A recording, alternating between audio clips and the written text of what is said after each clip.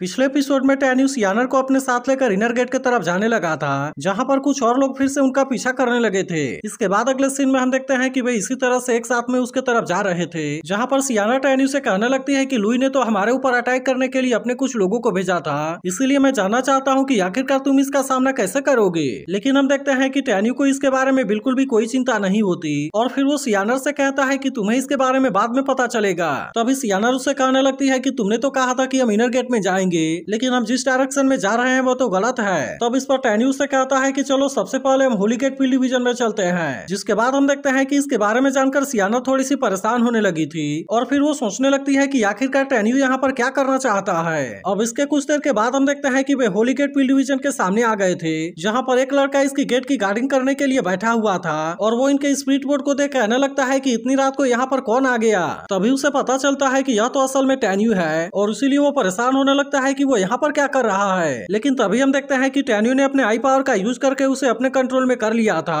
और फिर उसे ऑर्डर देकर तुरंत अपने पास में भी बुला लेता है। इसके बाद हम देखते हैं कि टैन्यू से कोई स्क्रॉल देने वाला था और फिर उसे कहने लगता है तुम इतना याद रखो कि मैं इनर गेट फील्ड डिवीजन का एक ऑर्डिनरी स्टूडेंट हूँ और ये तुम स्क्रॉल ले जाकर फोर्थ एल्डर लुई को दे देना। जिसके बाद हम देखते हैं कि इसकी बात सुनकर वो लड़का ऐसा करने के लिए यहाँ से निकल जाता है। लेकिन तभी इसी वक्त हम देखते हैं कि टैन्यू ने अपने पावर का यूज करके यहाँ के गेट को ओपन कर दिया था और अब इस तरह से वो इसके अंदर एंटर करने के लिए रेडी हो गए थे। तभी इसी बीच हम देखते हैं कि टैन्यू किसी वजह से सियानर का हाथ पकड़ लेता है, जिसे देखते ही सियानर परेशान होते हुए कहने लगती है कि अभी तक तो यहाँ पर सब कुछ पूरी तरह से नॉर्मल है, लेकिन आखिरकार इसके बाद भी इसने मेरा हाथ क्यों पकड़ लिया। लेकिन तभी इसी बीच हम देखते हैं कि टैन्यू ने स्प्रिट बोट और इसके ऊपर रखे हुए डेड बॉडी को नीचे गिरा दिया था और फिर वो सियानर से कहने लगता है कि तुम्हें अभी अपने फ्लाइंग शॉट को यूज करने की जरूरत नहीं है, क्योंकि मैं खुद तुम्हें अपने साथ लेकर इनर गेट में जाने वाला हूँ। इसके बाद हम देखते हैं कि वो बड़ी स्पीड के साथ में उसे यहाँ से लेकर जाने लगा था, जिसके वजह से सियानर को इसमें थोड़ा सा डर लगने लगता है। तब इसे देख टैन्यू से कहता है कि तुम्हें डरने की जरूरत नहीं है और केवल तुम मुझे अच्छे से पकड़े रहो। लेकिन इसके बाद भी हम देखते हैं कि सियानर अभी भी काफी डरी हुई थी और फिर कहने लगती है कि कहीं टैन्यू उसके साथ में ऐसा जानबूझकर तो नहीं कर रहा। तभी सियानर टैन्यू से कहने लगती है कि तुम तो अभी केवल सोल रिफाइनरी के लेवल 8 में हो, लेकिन इसके बाद भी तुम तो इतने फास्ट स्पीड से फ्लाई कर रहे हो। इसके बाद वो उससे कहने लगती है कि जब मैं होली लाइट विंग का यूज करके फ्लाई करती हूँ तब जाकर मैं इतने स्पीड से उड़ पाती हूँ। तब इस पर टैन्यू से कहता है कि जब तुम इसके हाईएस्ट लेवल को अचीव कर लोगे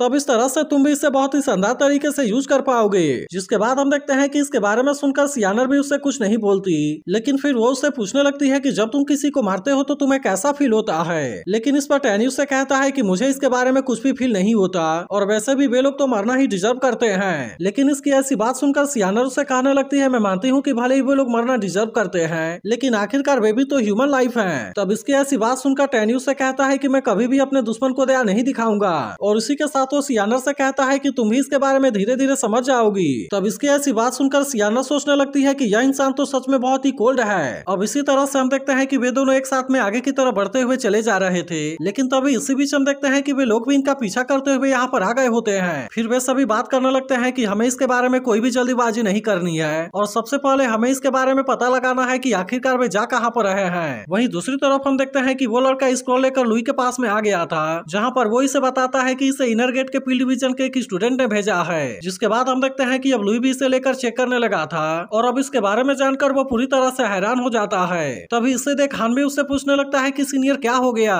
जिसके बाद लुई उसे बताता है कि इसके अनुसार मेरे बेटे की डेड बॉडी मिल गई है। जिसके बाद हम देखते हैं कि इसके बारे में सुनकर हान भी इस बात से पूरी तरह हैरान हो गया था और वहीं लुई भी अपने बेटे के बारे में याद करते हुए काफी इमोशनल होने लगता है, क्योंकि 1000 साल के बाद उसे अपने बेटे की बॉडी मिलने वाली है। इसके बाद वो यहाँ पर आए हुए लड़के से कहता है कि तुम वापस आकर माउंटेन गेट की गार्डिंग करना जारी रखो। जिसके बाद हम देखते हैं कि इसकी बात मानकर वो लड़का भी यहाँ से वापस चला गया था और फिर हान लुई से कहता है कि आपको इसके बारे में चिंता करने की बिल्कुल भी जरूरत नहीं है, क्योंकि मुझे ऐसा लगता है कि अगर हमें आपके बेटे की बॉडी मिल गई तब इस तरह से हम उसके कातिल के बारे में भी बहुत ही आसानी से पता लगा पाएंगे। तब इसके बारे में सुनकर लुई भी हान को इसके लिए थैंक यू कहता है, लेकिन तभी हान उससे कहता है मुझे ऐसा लगता है कि अभी हमें इस मैटर को यहाँ से साइड करना चाहिए और सबसे पहले हमें उस मैटर के बारे में फोकस करना चाहिए जिसके बारे में मैंने अभी बात किया था। अब इतनी बात कहने के बाद वो कहता है कि टीचर ने हमें मिस पिंग और टैन्यू को मारने के लिए 1 साल का समय दिया था, लेकिन अब तो हमने इसके लिए और भी 3 महीने का टाइम ले लिया है और अभी तक भी हम इसमें किसी भी तरह से कामयाब नहीं हो पाए हैं। अब इसके वजह से हम देखते हैं कि इसके बारे में जानकर लुई को भी इसके बारे में चिंता होने लगी थी और फिर हान उससे कहता है कि अगर हमने इस टास्क को जल्दी से कंप्लीट नहीं किया